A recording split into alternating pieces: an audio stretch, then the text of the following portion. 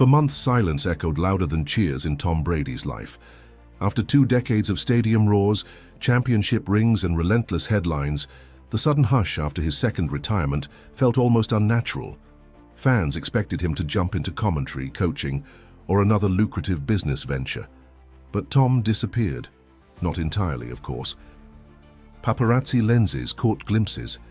Tom leaving a minimalist beachfront home in Florida, driving alone through Miami nights, or occasionally entering an unmarked studio on the outskirts of Tampa. It was unlike him to hide, but this time, he wasn't just hiding from the spotlight. He was creating something no one saw coming. Whispers started to grow. Former teammates shrugged when asked. One close friend reportedly said, "He's working on something big, but it's not for us, it's personal." Before we unveil the heart of this secret, don't forget to subscribe for more untold stories that move and inspire. You won't want to miss what's coming next. A few anonymous sources hinted that the retired quarterback had been seen working closely with artists, architects, and holistic design consultants. Strange, considering Brady had no known history with design or architecture. Stranger still, these meetings were often accompanied by mood boards filled with natural landscapes, images of Brazilian flora, and handwritten notes in Portuguese. Something was unfolding, something rooted in more than just style. To understand what Tom was doing, you have to understand what he lost. His marriage to Gisele had been one of the most high-profile unions in modern celebrity culture. NFL royalty meets global supermodel.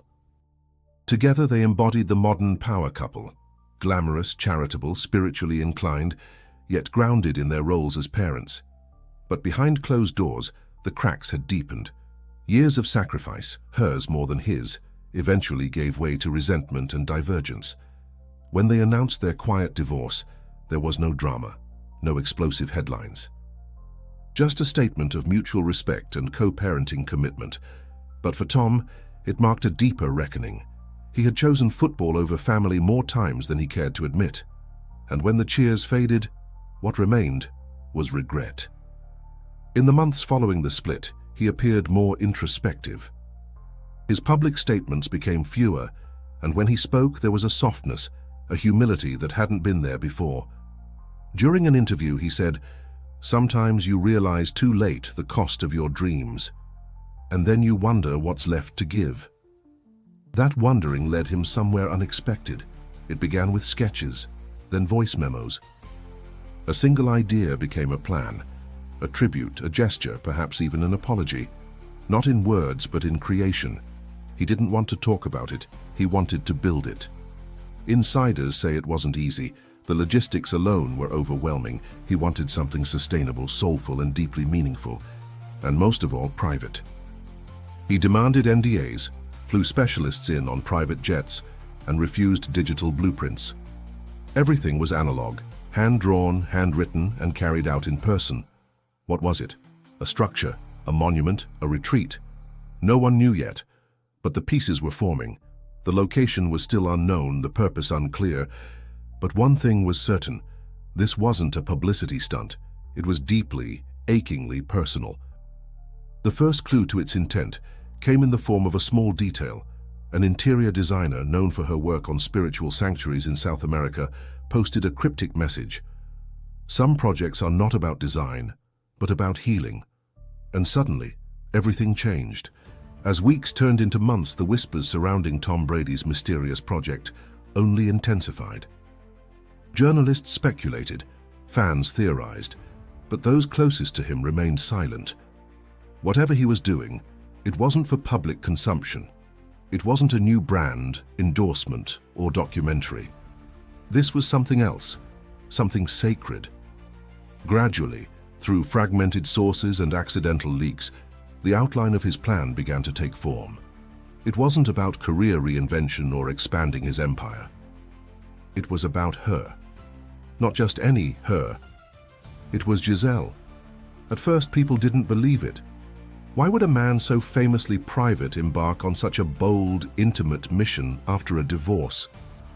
But the more pieces that surfaced, the Brazilian design elements, the sustainability consultants, the spiritual advisors, the clearer it became. This wasn't about reconciling a romance. It was about honoring a chapter that had closed too quietly, too painfully. Friends later recalled moments during their marriage that hinted at this quiet promise. In one interview from years ago, Tom had said, "If I ever stop playing, I want to build something real. Not just a house, a home that means something for her, for us, for what we tried to be."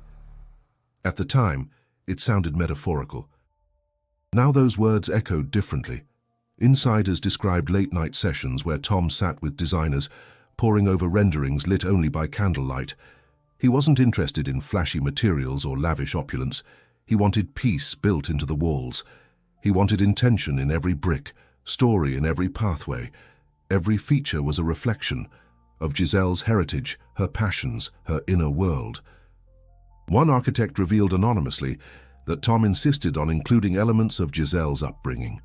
The scent of Amazonian wood, handcrafted tiles from Bahia, soft light mimicking the Brazilian dusk. He even consulted with a sound artist to replicate the sounds of her childhood, winds from the Atlantic coast, bird songs native to her hometown. But while the design unfolded beautifully, the emotional risk loomed larger. Tom wasn't sure how Gisele would react. Their relationship post-divorce had remained cordial but distant. They co-parented with grace, but they rarely lingered in conversation. What if she saw this as an intrusion? What if it reopened wounds instead of healing them? Still, he pressed on. His heart wasn't asking for anything in return. There was no request attached, no hidden message, just a silent offering. As speculation reached the media, people grasped for explanations. Some claimed he was building a resort. Others insisted it was a secret love nest for a new partner. But those theories fell apart with time. No investors, no public access, no commercial infrastructure. Instead, everything pointed to something deeply personal. A hidden purpose that wasn't meant to be found, at least not by the public. Tom's demeanor changed too. Those who saw him said he looked lighter, yet more focused. No longer the face of American football, but a man stripped of image and armor, building with bare hands what fame had once buried: intention. This wasn't about penance. It wasn't even about guilt. It was about acknowledgement of time lost, of love once held, of sacrifice made quietly by someone who'd never demanded anything back. And so the question remained, if this was all for her, what would she do when she found out? Hidden beyond the reach of curious drones and tabloid photographers, nestled in the rolling emerald hills of Costa Rica, a structure began to rise. It wasn't colossal, but it radiated intention. Built into the landscape rather than atop it, the sanctuary grew slowly, stone by stone, tree by tree, like a living secret. And although the world remained unaware of its full purpose, the design itself began to whisper truths. From aerial glimpses and leaked local reports, certain features stood out. A meditation garden ringed with native trees, a labyrinth made of sun-warmed stones, and a central pavilion with open walls that invited both wind and silence. Murals painted by Brazilian artists adorned the inner sanctums. Small altars displayed family photos, some familiar, some never seen by the public. There were no names carved into the architecture, but the spirit of its muse lived in every detail. The space was not built for function, it was built for memory. While the press still debated its purpose, Gisele herself was navigating her own journey. Post-divorce, she'd chosen retreat over re-entry into the spotlight. In interviews, she spoke of alignment, of healing, of choosing the quiet. Her days were filled with practices rooted in nature, surfing, yoga, time with her children. She looked peaceful, but beneath the serenity there was a current of something deeper. People who knew her said she had grown more introspective, more discerning about what energy she allowed near. She didn't speak of Tom, not in interviews, not in passing. And yet, his presence lingered, less like a wound and more like a chapter closed with reverence. It was in this silence that Tom worked, never reaching out, never asking her opinion, only building from memory and hope. The closer the project came to completion, the heavier the emotional stakes became. What would she feel walking through this space he'd created with only her in mind? Would it hurt? Would it heal? Would she even agree to see it? Despite the unknowns, Tom remained committed. The sanctuary became a vessel for every word he never said, every moment he missed, every piece of his heart that football once consumed. He didn't expect to undo the past. He only hoped to honor it. Then, a shift. A journalist vacationing nearby published a vague article, an unnamed property, reportedly connected to a US sports icon, was nearing completion. He described certain details that matched previous leaks: the Brazilian aesthetic, the spiritual design, the secluded location. No names were mentioned, but the story sparked curiosity. Still, Tom said nothing. He hadn't built this to be seen by the world, yet the world was watching. One photographer captured a grainy shot of a wooden archway, etched with a Portuguese phrase, "Para onde vai o amor, o silêncio floresce." Where love goes, silence blooms. That was the first time Gisele heard about the project. Sources close to her said she read the article more than once. She asked no questions. She made no calls. But the expression on her face, they said, lingered. A quiet mix of recognition and disbelief. What was Tom really trying to say through all of this? Tom didn't call. He didn't send an invitation or a letter. He simply passed a message through someone both of them trusted, someone neutral, someone who wouldn't pressure or explain, just deliver. "If she wants to come," he said quietly, "it's ready." There was no date, no event, no cameras, no entourage, just an open door and the knowledge that it was hers to enter or ignore. For days there was no response. Tom waited in Costa Rica, staying nearby but never at the sanctuary. He walked alone, surfed occasionally, read books he never had time for before. He didn't know if she would arrive. And he didn't press for news. The gesture had already been made. Whatever happened next was beyond his control. Then, on a cloud-covered morning, a car pulled into the private drive. Gisele stepped out, not in makeup or heels, but barefoot, quiet, and still. The driver left. She stood at the gate for several moments, looking up at the wooden archway with the inscription. Her fingers traced the carved words. Inside, silence welcomed her. It was a different kind of silence, alive, watchful, full of memory. As she moved through the space, details surfaced like old emotions, the textures, the smells, the echoes of places and moments only someone who truly knew her would have chosen. In one corner, a meditation alcove built to mimic the riverside retreat, where she once said she felt closest to her spirit.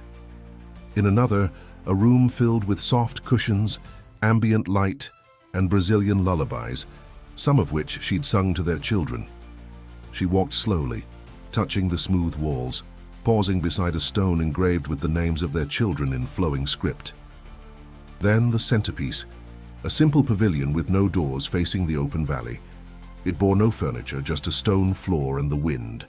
At its center, a single object, a journal bound in leather. Inside, no speeches, no dramatic letters, only quiet notes, one on each page, some a sentence long, others just a word. "Forgive. Remember. Obrigado." She smiled in sunlight. "I never stopped listening." She sat for a long time. Later, a witness said she didn't cry right away. She sat in stillness, hands on her knees, eyes scanning the horizon. Then, like rain on dry earth, the emotion came, not in sobs but in slow tears. She pressed her hand to her heart. She whispered something they couldn't hear. A name, maybe. A thank you, or just silence again. Tom never interrupted. He watched from a distance, unseen. This wasn't about them facing each other. It was about him giving her something without asking her to carry anything in return. When she emerged, hours later, she walked to the gate, touched it once more and looked back. There was no grand reconciliation, no dramatic ending. But something had shifted. She had felt what words could not say. Not romance, not regret. Something softer, older. A kind of love that had nothing to do with being together and everything to do with understanding. In the weeks that followed, the sanctuary remained untouched. Gisele didn't speak about her visit publicly, and Tom didn't mention it either. But something subtle had changed. Not between them as partners. They had long left that chapter behind, but between them as people, as parents, as two souls once interwoven by time, now moving separately yet respectfully forward. Tom returned briefly, alone. He spent a single day in the pavilion, rereading the journal. He didn't add anything, he didn't need to. The silence said enough. Later, he told a close friend, "I didn't build it to bring her back. I built it so she'd know I finally understood." He left Costa Rica soon after. The sanctuary wasn't his to live in. It wasn't even his to name. It was a gesture, completed. And now it belonged to time. Back in the States, Tom declined media opportunities. He avoided big launches and brand endorsements. When asked about his post-retirement plans, he simply said, "I'm figuring out how to just be a man, not a brand." But then came the interview. It wasn't planned. A longtime journalist and friend had requested a quiet conversation, no cameras, just voice. Tom agreed under one condition: "I'll speak once, no edits." No rewrites. In that interview, he shared pieces of the story, not the details, not the architecture, but the heart of it. He spoke of mistakes, of devotion misunderstood, of time traded for trophies. "I spent years perfecting the game," he said, "but love doesn't work like that. It's not a season, it's not a stat. You can't win it, you only honor it." He paused. Then added, "I didn't know how before, but I think I do now." He never mentioned Gisele's name. He didn't have to.